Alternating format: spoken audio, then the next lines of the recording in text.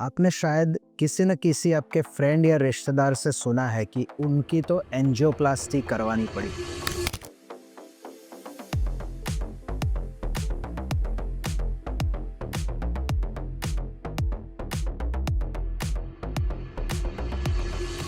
ये एंजियोप्लास्टी एक इतना कॉमन प्रोसीजर हो गया है, बट कई बार कुछ पेशेंट्स और उनके रिलेटिव्स या आपके जैसे फ्रेंड्स को मालूम नहीं है ये एंजियोप्लास्टी डॉक्टर्स करते कैसे हैं। आज के इस वीडियो में मैं आपको सारे स्टेप्स बताऊंगा which expert doctors use to open up blocked arteries. सबसे पहले जानेंगे what are blocked arteries. Well, arteries वो ब्लड वेसल्स है जो हार्ट से बॉडी के बाकी टिश्यूज को ब्लड और ऑक्सीजन और न्यूट्रिएंट्स पहुंचाते हैं। ओवर टाइम काफ़ी सारे risk factors which may be diabetes, blood pressure, high cholesterol, diet, weight और इवन स्मोकिंग से इन आर्टरीज के अंदर ब्लॉकेजेस हो जाते हैं, जिनको हम मेडिकल टर्म में अथेरोस्क्लेरोटिक प्लाक कहते हैं। और जब आर्टरीज ये प्लाक्स की वजह से नैरो होके टोटली ब्लॉक होके बंद हो जाती है, then it can give rise to multiple problems. अगर हार्ट में ब्लॉकेजेस है, it can give rise to heart attack और अंजाइना। अगर ब्रेन की आर्टरीज में ब्लॉक है, इट कैन गिव राइज टू स्ट्रोक। और अगर पैर की आर्टरी में ब्लॉक है, which is again very common and we treat it every day, तो it can give rise to severe problem which is called as leg attack, जिसकी वजह से पैर में कई बार गैंग्रीन होता है और इवन पैर काटने की भी नौबत आती है। सो ये सारे problems are related to blocked arteries in your body. So next part of this video is what exactly is angioplasty और ये काम कैसे करेगा। In simple terms, angio means blood vessel and plasty means opening up. So opening up of any blocked artery is called as an angioplasty. Similarly, angiography word भी आपने सुना होगा। Angio means blood vessel and graphy is visualization. अगर कोई भी दवाई डाल के अंदर डाई डाल के हम ब्लड वेसल्स को सिर्फ देखते हैं, that is called as an angiography. और अगर वो ब्लॉक्ड आर्टरीज को हम देखने के बाद खोलते हैं, then that is called as an angioplasty. This angioplasty is very commonly done for the heart, also sometimes for the brain, and we do it very commonly for leg arteries as well. So angioplasty का main purpose है to open up blocked arteries. But वहाँ तक पहुँचने के लिए काफ़ी सारे steps के थ्रू जाना पड़ेगा। The third part of this video is the step by step method of how we do an angioplasty, and I promise you it is much simpler than it sounds. The first thing is angiography या angioplasty के पहले का preparation. Most likely है कि आपकी angiography या angioplasty जो है वो local anesthesia में होगी, and the common two places from where it is done can be either the wrist, यहाँ से जिसको हम रेडियल आर्टरी कहते हैं, वहाँ से भी हो सकती है, and the second is in your groin, which is the femoral artery. For leg blockages, femoral artery हम ज़्यादा यूज़ करते हैं, but heart के लिए most cardiologists now prefer using the radial artery.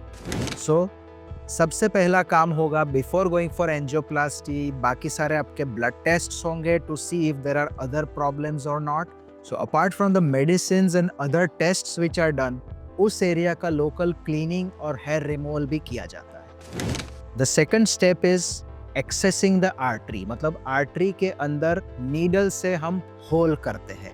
Sometimes some doctors do it by only feeling. We are now used to doing it under a sonography guidance, और ये आपको video में दिखाई देगा कि हम सोनोग्राफी में देखते हुए आर्टरी के अंदर एक छोटा नीडल डालते हैं। ये नीडल के अंदर से हम वायर पुश करते हैं, फिर नीडल निकाल देते हैं। ये वायर के ऊपर एक छोटा सा प्लास्टिक शीथ डाल देते हैं, जो शीथ वहाँ अंदर रहेगा और ये वायर को निकाल दिया जाता है। ये शीथ जो है, ये जब तक काम पूरा चालू रहेगा तब तक शीथ अंदर रहती है, और ये शीथ के अंदर से हम तरह तरह के कैथेटर्स, वायर्स, बलून, स्टेंट्स, ये सब इस शीथ के द्वारा अंदर पास कर सकते हैं। भले ही हम फेमोरल आर्टरी से या रेडियल आर्टरी से पंक्चर करते हैं, बट इसके द्वारा हम कहीं भी बॉडी में वायर को पास कर सकते हैं।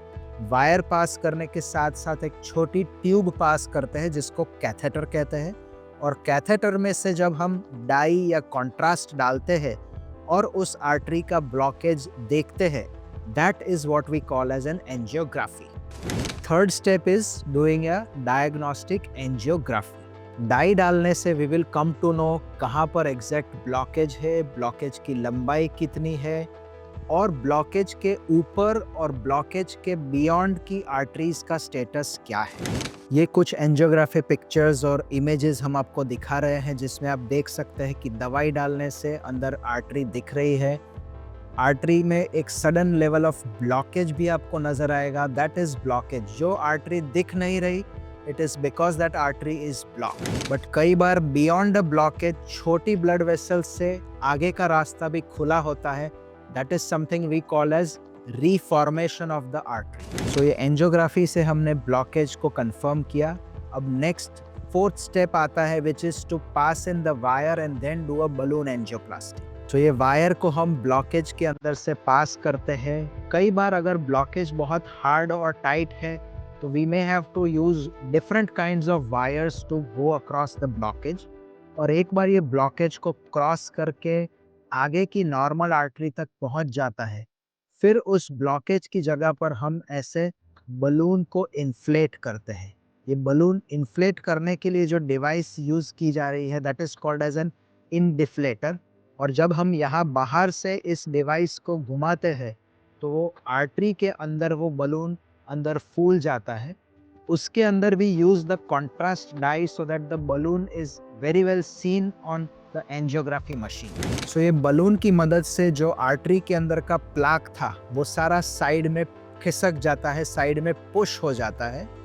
ये आर्टरी के अंदर कई बार हम 1 से 2 मिनट तक बलून फुला के रखते हैं और उसके बाद हम बलून को डिफ्लेट कर देते हैं और फिर वो बलून को निकाल लेते हैं। So the fifth step is what we call as a check angiography. एक बार बलून करने के बाद हम वापस से डाई डाल के देखते हैं कि बलून से क्या रिजल्ट मिला, आर्टरी कितनी अच्छी तरह खुल गई। और इसी स्टेप में अगर आर्टरी अच्छी तरह खुली नहीं है या कई लोकेशंस ऐसे हैं जहां बलून करने के बाद हमें एक मेटालिक स्प्रिंग या स्टेंट रखने की जरूरत है, तो वी डू इट नाउ। ये स्टेंट जो होता है that is like a mesh, it is like a wire mesh. बहुत ही लाइट वेट फ्लेक्सिबल मेटल से बना हुआ ये stent can easily be passed over that wire.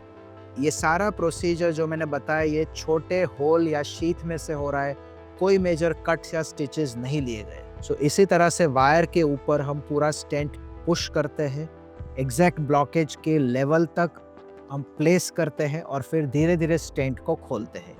ये सेल्फ एक्सपेंडिंग स्टेंट खुलता हुआ आपको दिखाई दे रहा है कि जैसे हम इसको विड्रॉ करते हैं स्टेंट अपने आप खुद खुलना शुरू हो जाता है। कई बार स्टेंट के बाद उसे बलून करके स्टेंट को वापस से वाइड करने की भी ज़रूरत पड़ सकती है। And for certain cases we use balloon expandable stent जो एक बलून के साथ ही आते हैं और जैसे बलून फूलता है वो स्टेंट को पूरी तरह से खोल देता है। इसके बाद लास्ट स्टेप होता है अगेन कंप्लीशन एंजियोग्राफी, जिसमें हम एंड में वापस से उसका रिजल्ट देखते हैं कि ब्लॉकेज कितनी अच्छी तरह खुल गया है, कोई और स्टेंट रखने की ज़रूरत है या नहीं। अगर कोई माइनर ब्लड क्लॉट है तो वहाँ से उसे दूसरे कैथेटर से हम खींच के बाहर निकाल दी सकते हैं। And last stage will be the finishing stage, जिसमें ये सारे वायर्स और कैथेटर्स और बलून्स हम बॉडी से बाहर निकाल देते हैं। जो शीथ फेमोरल आर्टरी या रेडियल आर्टरी में रखी गई थी वो निकाल दी जाएगी और उस एरिया को 20 to 30 मिनट्स का प्रेशर दिया जाता है, जिससे वो ब्लड का फ्लो वहाँ पर स्टॉप हो जाता है। जो होल हमने किया था वो सिर्फ प्रेशर से उसे क्लोज किया जा सकता है। कुछ लोगों में अगर आर्टरी बहुत हार्ड है या वहाँ इजीली बंद नहीं हो तो we use something called as a closure device, जो एक डिवाइस होता है छोटा प्लग या बटन की तरह, जो वहाँ होल पे जाके चिपक जाता है और वहाँ से ब्लीडिंग का रिस्क कम कर देता है। सो ये प्रोसीजर के बाद is what we will called as post procedure care. आपकी एंजियोप्लास्टी हो गई, उसके बाद क्या? जिस एरिया में से हमने एंजियोप्लास्टी की है, ये हाथ है या पैर है, we try and keep that area immobilized for 6 to 8 hours, ताकि वहाँ से ब्लीडिंग का रिस्क कम हो जाए। इसके साथ साथ अगर आपकी हार्ट की एंजियोप्लास्टी की है तो बाकी की medicine, blood thinner injections, monitoring वो सब चालू रहेगा। अगर पैर की एंजियोप्लास्टी है तो सिमिलर मेडिसिन भी चालू रहेगी, और अगर पैर में कोई ड्रेसिंग्स वगैरह है तो वो भी किया जाएगा।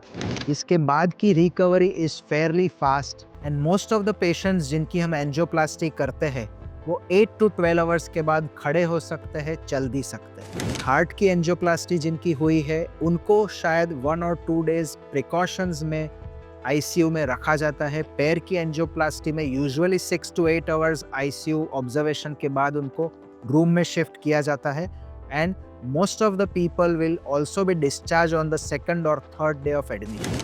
ये सब हो गया, उसके बाद क्या, आप घर जाएंगे तो फिर आपकी मेहनत शुरू होती है, and that is being regular with medications and ensuring lifestyle changes. एक ब्लॉक्ड आर्टरी को ट्रीट करने से बॉडी का प्रॉब्लम पूरी तरह से सॉल्व नहीं होता है। You should definitely be on regular best medical treatment and lifestyle medications, ताकि ये ब्लॉकेजेस आपको बार बार ना आए। एंड इस प्रोसीजर के कोई रिस्क या कॉम्प्लिकेशंस भी हैं, बहुत कम है बट हैं, and some of this complications can be either bleeding, क्योंकि पूरा काम हम नीडल होल से कर रहे हैं। अगर वो होल ठीक तरह से सील नहीं हुआ तो उस एरिया पे ब्लीडिंग होने का रिस्क रह सकता है। उसके साथ साथ अगर वो आर्टरी जहां हमने वायर पास किया है, अगर आर्टरी का प्लाक बहुत ही हार्ड है, देन समटाइम्स कैथेटर्स और wire can damage the artery at that place also, and इसकी वजह से वहाँ क्लॉट्स भी डेवलप हो सकते हैं। The third important side effect is blockage और thrombosis of the stent. Stent एक फॉरेन बॉडी है, आपके बॉडी का कोई पार्ट नहीं है। सो कुछ लोगों में ये स्टेंट के अंदर ब्लड क्लॉट जल्दी जमने की पॉसिबिलिटी होती है, and that is what we called as stent thrombosis. Now before we end, एक कंट्रोवर्शियल क्वेश्चन का मैं आंसर दूंगा आपको। Is angioplasty required for all blocked arteries? And the straight answer is no, but आगे की बात सुनिए। So the need for angioplasty depends on the kind of blockage and the problem that the blockage has caused. अगर blockage detect हुआ है but blockage की वजह से आगे कोई पैर में प्रॉब्लम नहीं है, then we will not hurry up to do an angioplasty. कुछ लोगों को ब्लॉक्ड आर्टरीज हैं बट साइड की कोलेट्रल्स इतना अच्छा काम कर देती है that they may not need any further intervention. ये तब होता है जब ब्लॉकेज इतना स्लोली डेवलप हुआ है that body will open up different collaterals जो पूरा वो ब्लॉक्ड आर्टरी का काम कर लेती है। सो अगर ये ब्लॉक्ड आर्टरीज हैं बट कोलेट्रल्स अच्छी है और नीचे तक ब्लड फ्लो अच्छा जा रहा है और पैर में और कोई भी प्रॉब्लम नहीं है, which can be ulcer, rest pain या गैंग्रीन नहीं है, then many of these people can be managed only with best medical treatment. But अगर ब्लॉकेज बहुत फास्ट डेवलप हुआ है, कोलेट्रल्स कम है या पैरों में प्रॉब्लम है, which can be ulcer, even if there is ulcer with rest pain and gangrene, then angioplasty or a surgery may be required. And blockages को ट्रीट करने के लिए एंजियोप्लास्टी के अलावा भी काफ़ी सारे मॉडर्न डिवाइसेस अब यूज़ होने लगे हैं, और अगर आपको इनके बारे में जानना है then this video will really be helpful.